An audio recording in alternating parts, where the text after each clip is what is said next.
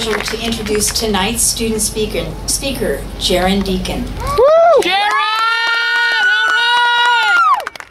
Jaron will be graduating tonight with an AA in liberal arts with an emphasis in math and science. Jaron's infectious dedication to his academics and natural leadership ability can be directly contributed to the success of several other students, as they've created a strong group bond and could always be seen studying together on campus. Jaron is graduating tonight with a 4.0 GPA. All right! Way to go, Jaron!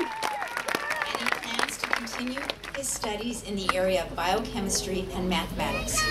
Please join me in welcoming Jaron.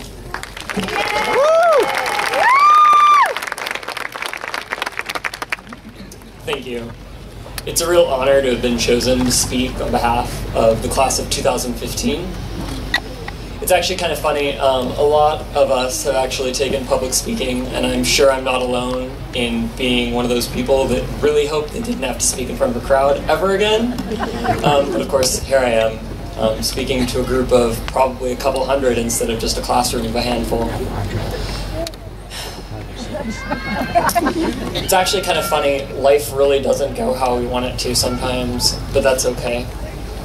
For example, if you would have asked me a few years ago where I thought I'd be in my mid-20s, the last thing that I would have told you was that I would have moved back to Bakersfield, California, and that I would at least be graduating college. Because you see, when I was in high school, I pushed myself a half a year ahead of my peers, and I graduated so that I could escape. I wanted to get away from my parents, the rules, my life. And of course, I was 18 at the time. I pretty much knew how life worked, right? But that's not exactly how it worked out. It was pretty decent for the first few years. I got a good job, a relationship. But about year 3 in, everything kind of started falling apart. I had to struggle with the fact that everything that I'd gone out to accomplish on my own was pretty much a failure.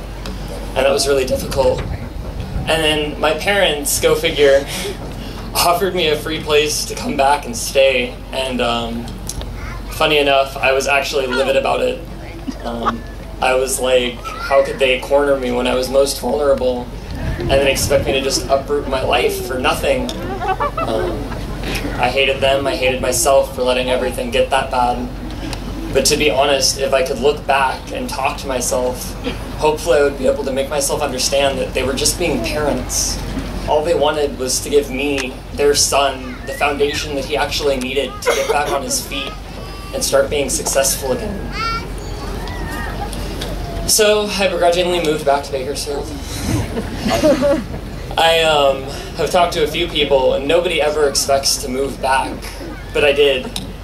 I didn't really expect to accomplish much when I did, but I've accomplished quite a lot, and I never expected to be happy with any of these decisions, but shockingly I am. I couldn't have gotten here today on my own either. This campus, this faculty, my parents, they've all culminated this wonderful experience for me to grow in a way that I didn't think was possible until now. It was far from easy, but it was definitely worth it. That's just a piece of my story. We're not really here for just me.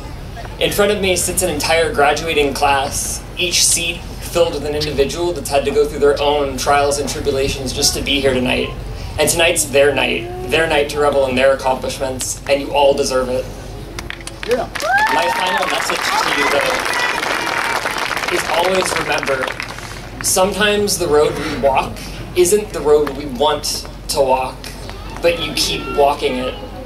Just because the road isn't what we want doesn't mean you can't get exactly where you need to be in the end. Thank you. I love you, Jaron!